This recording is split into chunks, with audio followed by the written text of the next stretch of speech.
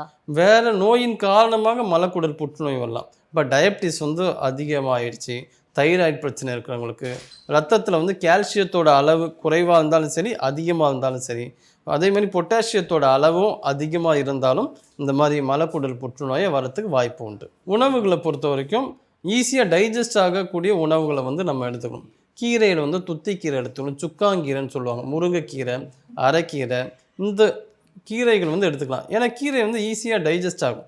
நார்ச்சத்து உணவுகள் அதிகமாக எடுக்கலாம். வாழைத்தண்டு வந்து சூப்பு மாதிரி வச்சு குடிக்கலாம். இப்போ வந்து முடவாட்டுக்கால் கிழங்கு சூப்பு வந்து ரொம்ப ஃபேமஸ் ஆகிட்டே இருக்குது. அதெல்லாம் வந்து நம்ம வந்து வச்சு நம்ம சாப்பிடும்போது நோய் எதிர்ப்பு சக்தியை வந்து அதிகப்படுத்தும். பொதுவாக வந்து இந்த புற்றுநோய் வருவதற்கான காரணம் என்ன தெரியுமா? அந்த நோய் எதிர்ப்பு சக்தி ரொம்ப குறைவாயிடும். அப்போ நோய் எதிர்ப்பு சக்தி அதிகப்படுத்தாமல் விட்டமின் இ சார்ந்த உணவுகள் எடுக்கணும். சில நேரங்களில் வந்து விட்டமின் இயோட டெஃபிஷியன்சியோடவும் கேன்சர் வரதா ஒரு ஆராய்ச்சி சொல்லுது. அப்போ விட்டமின் வந்து சப்போட்டாவில் இருக்குது, பீட்ரூட்டில் இருக்குது. இந்த உணவுலலாம் இந்த விட்டமின் இ இருக்கோ அதெல்லாம் நம்ம எடுத்துக்கலாம். எடுத்தால் இது ரொம்ப சேஃபாக இருக்கும்.